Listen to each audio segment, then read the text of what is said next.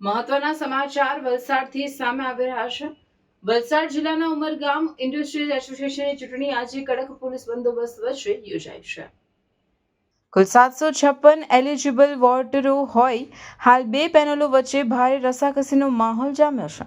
વિકાસ સે વિઝન તક અને યુવા ઇન્ડસ્ટ્રીયલ પેનલ વચ્ચે જોરદાર પ્રચાર અને કાવાદાવા થઈ રહ્યા છે। ઉમરગામના 50 કરોડના નવા હોસ્પિટલ નિર્માણને લઈ જામેલો ચૂંટણી જંગ ઉદ્યોગ જગત માટે માથાના દુખાવો બન્યો છે। હજી હોસ્પિટલનું કામ ચાલુ છે અને એવામાં વકરેલા વિવાદમાં ચૂંટણી રસપ્રદ બની છે। આજે સાંજે 5 વાગ્યા સુધી ચાલનારા મતદાન બાદ મતગણતરી હાથ ધરવામાં આવશે।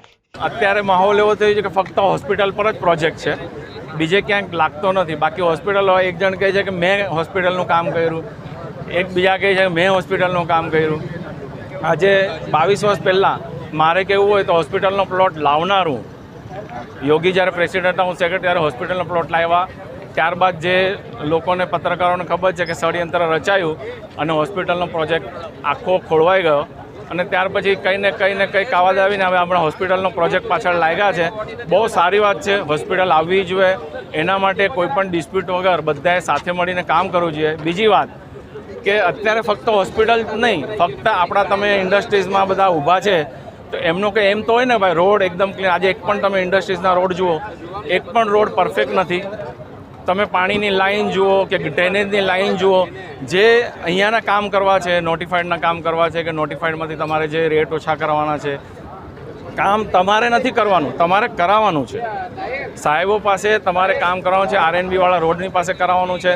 આજે તમે ગટર જુઓ કે આ જુઓ, ડ્રેનેજ લાઈન, એટલી બધી કમ્પ્લેન્ટ્સ છે, એ સોલ્વ કરવાનું પણ આ એક્ઝિક્યુટિવ જે પણ આવશે સિલેક્ટ થઈને એમનું કામ છે। એમને પોર્ટફોલિયો આપવામાં આવે, સ્વતંત્રતા આપવામાં આવે અને એ કામ પણ ધ્યાન રાખે। હોસ્પિટલ તો છે જ, એમાં આપણે કામ નથી કરવાનું પણ ધ્યાન રાખવાનું છે, એને ડેવલપ। પણ એની સાથે સાથે આ ગાર્ડન જુઓ, અત્યારે GIDC કોલોની અમે લોકો આટલું ડેવલપ કરેલું, ક્રિકેટ ગ્રાઉન્ડ છે, ગાર્ડન છે, આ બધી પણ આજે એની તમે દશા જુઓ તો એમ થાય છે કે ફક્ત યુવાએ હોસ્પિટલ પાછળ લાગ્યા છે તો બીજું કામ કરવાના કે નથી।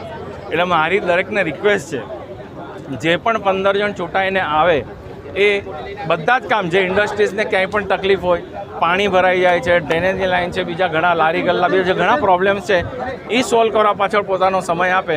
અને બીજી વસ્તુ છે કે જે ઇન્ડસ્ટ્રીયાલિસ્ટોને ખાલી ઇન્ડસ્ટ્રીઝમાં રહેવું હોય એ મહેરબાની કરીને અહીંયાની સીટ છોડી દે, જેમને કામ કરવું છે એમણે જ અહીંયા।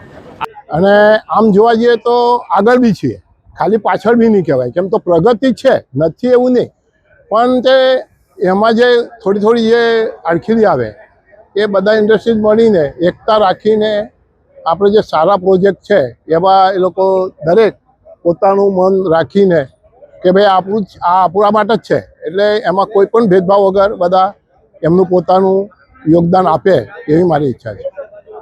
એમાં એવું છે ને, રસ્તાનું હવે માર્ચ મહિના પછી કદાચ આ લોકો અહીંયા સિસ્ટમ એવી છે આપણા દેશમાં કે જે આપણે કહીએ કે બધા એપ્રિલમાં જ નવા બજેટ નીકળે, એટલે રોડ જે થાય છે ને એનું તૂટવાનું કારણ મેન એ જ છે, એપ્રિલમાં બજેટ નીકળે એટલે રોડ જે પરફેક્ટ થવા જોઈએ થતા નથી, કેમ તો તરત જ વરસાદ પડે, ખ્યાલ આવ્યો કે નહીં। એટલે આમ તો રોડ બધા થશે, આ લોકો કામ તો લે છે, એટલે દર મહિને આ લોકો એપ્રિલમાં ટેન્ડર પાડીને ચાલુ તો કરે જ છે, તો મને લાગે ત્યાં સુધી રોડ તો થશે જ, એવી આશા રાખું છું।